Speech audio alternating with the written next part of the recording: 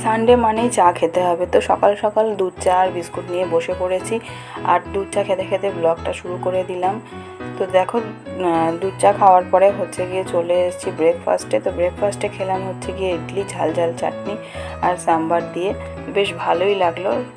তারপরে টিফিন করে ঘরের কাজকর্ম করে এইদিকে আমি স্নান টান করে চলে এসেছি আর ওইদিকে রান্নাঘরে বসিয়ে দিয়ে এসেছি ভাত।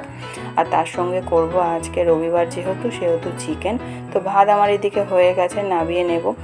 তো ভাত করে নেওয়ার পরে বসে গেছি খেতে। তো এখন খাচ্ছি হচ্ছে চিকেন দিয়ে ভাত আর সঙ্গে নিয়ে নিয়েছি শসা।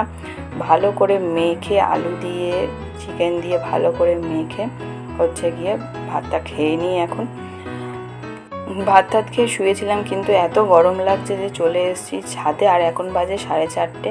ছাদে এসেছি, দেখো পুরো অন্ধকার করে মেঘ করে ফেলেছে, মনে হচ্ছে যে এক্ষুনি বৃষ্টি আসবে। জানি না কতক্ষণ ছাদে থাকতে পারবো। ছাদে বেশ ভালোই হাওয়া দিচ্ছে, তো গরমের জন্য একটু ছাদে এসেছিলাম, কিন্তু দেখো এত মেঘ করেছে মনে হচ্ছে আর 5 মিনিটও থাকতে পারবো না। দেখা যাক কতক্ষণ থাকা যায়। দেখো আমাদের কাছে হচ্ছে গিয়ে লেবু হয়েছে, তো তোমাদেরকে সেটাও দেখিয়ে দিলাম।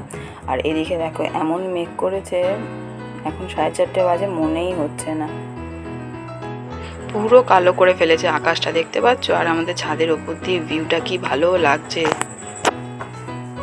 ঘরে আসার পর বর বলল চলো এয়ারক্রাফট মিউজিয়াম থেকে ঘুরে আসি। তো আমরা এখন এয়ারক্রাফট মিউজিয়ামে চলে এসেছি। এটা রাজারহাটে রয়েছে।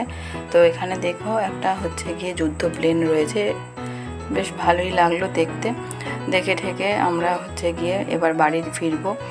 তো দেখো একটা ছবি তুলে নিলাম, বেশ ভালোই লাগছে। আর প্লেনটা পুরো সত্যিকারেরই প্লেন, আর খুব বড় জায়গাটা, ভীষণই সুন্দর।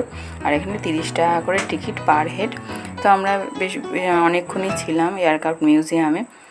তারপরে বাড়ি ফেরার সময় বর নিয়ে এলো হচ্ছে গিয়ে হাজি থেকে চিকেন বিরিয়ানি।